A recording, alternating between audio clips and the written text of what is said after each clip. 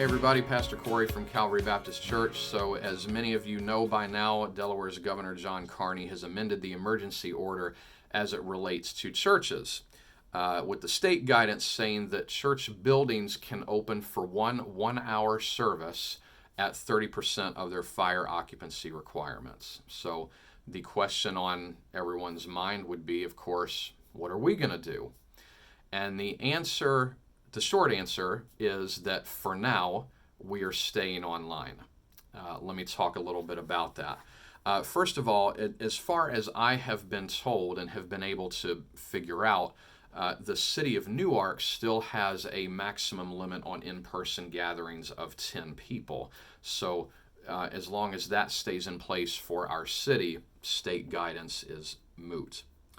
But as you read the state guidance, they still explicitly discourage public gatherings for worship. It's a concession to allow churches to do this.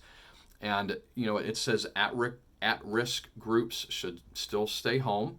There are obligations regarding signs, cleaning, strict social distancing, children staying with their parents at all times, etc. And there are even cautionary words about singing. Churches are advised not to sing because there have been large COVID outbreaks among church choirs and things like that. So at this point, I think there are four important things that I want to say to the Calvary congregation and anyone interested in Calvary. First of all, just know that Calvary's leadership is going to be talking about all of this. We're in close communication, as we have been this whole time. We seek to make decisions with the Spirit's wisdom and guidance, with care and compassion, and putting the health and well-being of our members first and foremost. For followers of Christ, the first question is not what can we do, but what does love of God and neighbor require? And that's what we're always going to be asking first. And second, although I might be speaking out of turn here, because in Baptist life, pastors don't make decisions unilaterally, nor do I want to, I don't think we should expect to see a return to in-person gatherings in the near future.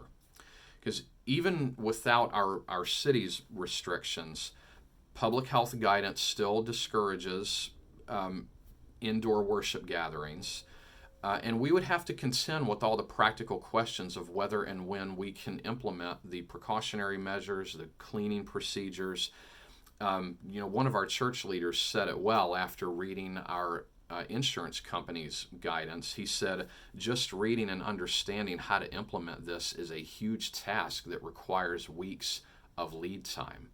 So even if we said, yeah, we feel comfortable opening up, we need several weeks from now to figure out how to have all of these safety measures in place. Third, as a pastor, I want to discourage you from listening to some of my colleagues who are calling these restrictions religious discrimination. It's not. And I really wish some of my colleagues would take a public stance that is more Christ-like and neighbor-focused and less akin to kind of sounding like we're whining that we can't do what we want. I dare say that it may be the latest version of what Paul talks about in 1 Corinthians 13 about that sounding gong or clanging cymbal when he says we can speak in the tongue of men and of angels, but if we have not love, that's what we sound like.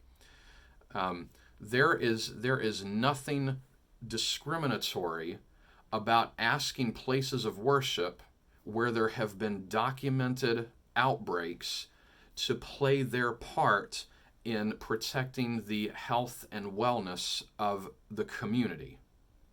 It is not religious discrimination. We are in the middle of a pandemic.